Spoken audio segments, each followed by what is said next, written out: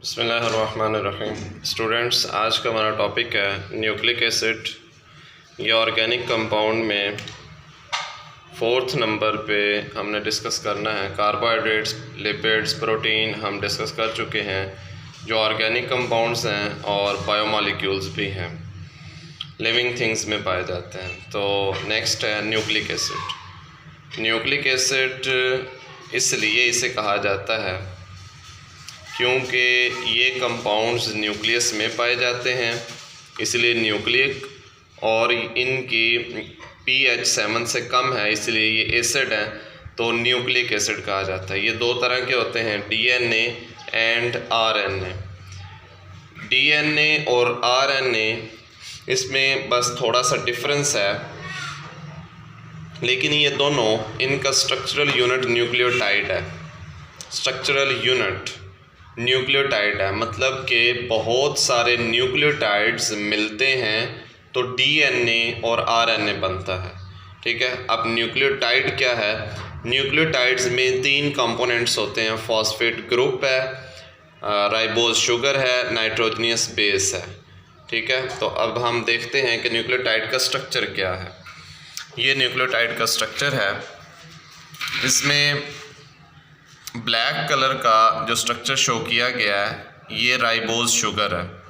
Ribose sugar 5 carbon वाली sugar होती है और ये रिंग स्ट्रक्चर में है। कार्बन नंबर 1, कार्बन नंबर 2, 3, 4 और 5, देखिए नंबरिंग की गई है। तो ये 5 कार्बन कंपाउंड जो है, इसे राइबोज कहा जाता है। ठीक है। ये राइबोज शुगर के साथ ये ब्लू कलर का फॉस्फेट ग्रुप अटैच है, H3PO4। तो इसका मैंने स्ट्रक्चर फार्मूला लिखा है और इसे अटैच करवाया। यहाँ पर OH मौजूद था फॉस्फेट ग्रुप का, और इधर राइबोज शुगर का भी OH ग्रुप था। तो एक तरफ से OH निकला, एक तरफ से H निकला, तो यहाँ से H2O निकल गया और एक बॉन्ड बन गया, अटैचमेंट हो गई। ये फॉस्फेट ग्रुप कार्बन नंबर 5 पे अटैच होता है, राइबोज शुगर के कार्बन नंबर 5 पे। और यहाँ पर रेड कलर का ये नाइट्रोजनियस बेस है, गुआनिन, और ये कार्बन नंबर 1 पे अटैच होते हैं, राइबोज शुगर के कार्बन नंबर 1 पे। ठीक है। तो इस तरह ये 3 कंपोनेंट्स मिलके इसे कहते हैं न्यूक्लियोटाइड। ये मिलकर एक न्यूक्लियोटाइड बनता है। एक न्यूक्लियोटाइड दूसरे न्यूक्लियोटाइड के साथ इस तरह अटैच होता है कि एक न्यूक्लियोटाइड की राइबोज शुगर जो है उसका कार्बन नंबर 3 और दूसरे न्यूक्लियोटाइड का फॉस्फेट ग्रुप, ये आपस में बॉन्डिंग करते हैं। तो यहाँ पर देखें आप कि ये एक एस्टर बॉन्ड है, सेंटर में O है और O ने दोनों तरफ सिंगल कोवलेंट बॉन्ड बनाया हुआ है, तो ये एस्टर बॉन्ड है। एक यहाँ पर एस्टर बॉन्ड है, ये सेंटर में O है और इसने दोनों तरफ सिंगल कोवलेंट बॉन्ड बनाया हुआ है, एक फॉस्फेट के साथ, फास्फोरस के साथ, और दूसरा कार्बन के साथ। तो ये भी एस्टर बॉन्ड है, ये भी एस्टर बॉन्ड है। तो ये डाई एस्टर बॉन्ड है। चूँकि सेंटर में साथ फॉस्फेट है, ये फास्फोरस मौजूद है, इसलिए फॉस्फो डाई एस्टर बॉन्ड। ठीक है। तो फॉस्फोडाई एस्टर बॉन्ड के थ्रू एक न्यूक्लियोटाइड दूसरे न्यूक्लियोटाइड के साथ अटैच होता है। अब ये न्यूक्लियोटाइड नाइट्रोजनियस बेस के हिसाब से चेंज होते हैं। फॉस्फेट ग्रुप भी हर न्यूक्लियोटाइड में होता है, राइबोज शुगर भी हर न्यूक्लियोटाइड में होती है, लेकिन नाइट्रोजनियस बेस चेंज होती रहती है। 5 तरह की नाइट्रोजनियस बेस होती हैं, एडेनिन, थाइमिन, गुआनिन, साइटोसिन और यूरासिल। अगर एडेनिन मौजूद है तो इसका नाम होगा एडिनोसिन मोनोफॉस्फेट, थाइमिन मौजूद है तो थाइमिडिन मोनोफॉस्फेट, गुआनिन मौजूद है तो गुआनोसिन मोनोफॉस्फेट, साइटोसिन मौजूद है तो साइटिडिन मोनोफॉस्फेट, और यूरासिल मौजूद है तो यूरिडीन मोनोफॉस्फेट। नेक्स्ट देखें कि एडेनिन हमेशा एड GC पेयर बनता है। एक स्ट्रैंड के ऊपर न्यूक्लियोटाइड किस तरह अटैच होते हैं, फॉस्फोडाइएस्टर बॉन्ड के ज़रिए अटैच होते हैं। दूसरे स्ट्रैंड पर भी आपस में फॉस्फोडाइएस्टर बॉन्ड के ज़रिए ही अटैच होते हैं, लेकिन एक स्ट्रैंड का न्यूक्लियोटाइड दूसरे स्ट्रैंड के न्यूक्लियोटाइड के साथ हाइड्रोजन बॉन्ड के ज़रिए अटैच होता है।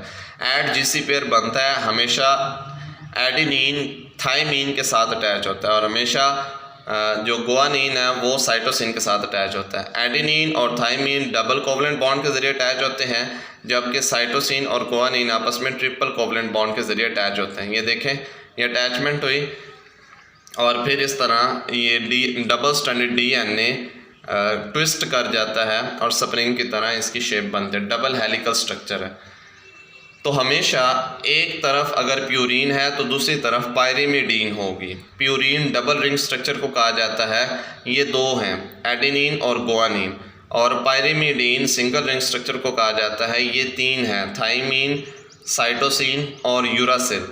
DNA के अंदर थाइमीन होती है, जबकि RNA के अंदर थाइमीन नहीं होती, उसकी जगह पे यूरासिल होती है। अब देखें, हम यहाँ पर डिस्कस करते हैं कि डीऑक्सी राइबो न्यूक्लिक एसिड का क्या मतलब है और राइबो न्यूक्लिक एसिड का क्या मतलब है। मतलब DNA का क्या DNA क्या है और RNA क्या है। स्ट्रक्चरल यूनिट हमने देख लिया। D का मतलब होता है not, oxy mean oxygen, ribo mean ribose sugar.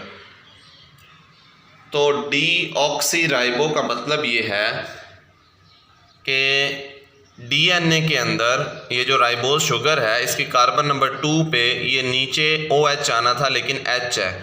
इसका मतलब है यहाँ पर एक ऑक्सीजन कम है। डीऑक्सी का मतलब ही यही है कि कार्बन नंबर 2 पे एक ऑक्सीजन कम है। राइबोज शुगर के स्ट्रक्चर में एक ऑक्सीजन कम है, इसे कहा जाता है डीऑक्सी। ठीक है। और अगर एक ऑक्सीजन कम ना हो तो डीऑक्सी हम नहीं लगाते, सिर्फ राइबो। ठीक है। तो DNA के अंदर चूँकि एक ऑक्सीजन कम होती है, इसलिए डीऑक्सी राइबो न्यूक्लिक एसिड। और राइबो न्यूक्लिक एसिड के अंदर RNA के अंदर ऑक्सीजन कम नहीं होती, OH ही लगा हुआ होता है कार्बन नंबर 2 पे, इसलिए ribo nucleic acid. Nucleic acid का तो आपको पता है कि क्योंकि ये न्यूक्लियस में पाए जाते हैं इसलिए, और इनकी pH 7 से कम होती है तो एसिड है। नेक्स्ट है टाइप्स ऑफ RNA। RNA की 3 टाइप्स हैं, मैसेंजर RNA, ट्रांसफ़र RNA और राइबोसोमल RNA। मैसेंजर RNA का अच्छा, इसकी परसेंटेज पहले देखते हैं। मैसेंजर RNA एक सेल के अंदर जितना भी RNA होता है उसका 3 to 4% मौजूद होता है, और ट्रांसफ़र RNA 10 to 20% होता है, और राइबोसोमल RNA राउंड अबाउट 80% होता है। तो मैसेंजर RNA का फंक्शन ये है कि उसने DNA से सिंथेसाइज किया जाता है, DNA से मैसेज लेके राइबोसोम तक जाना है, इसलिए इसे मैसेंजर RNA कहा जाता है क्योंकि ये मैसेज कैरी करता है। ट्रांसफ़र RNA का फंक्शन है कि इसने अमाइनो एसिड्स को ट्रांसफ़र करना है राइबोसोम तक, ताकि अमाइनो एसिड्स को कनेक्ट करके पेप्टाइड बॉन्ड के ज़रिए और प्रोटीन तैयार की जा सके। और राइबोसोमल RNA का फंक्शन है कि ये राइबोसोम के अंदर मौजूद होता है। राउंड अबाउट राइबोसोम जो है वो इक्वल कंसंट्रेशन होती है इसमें 2 चीज़ों की, प्रोटीन की और राइबोसोमल RNA, ये 2 चीज़ें मौजूद होती हैं 50-50%।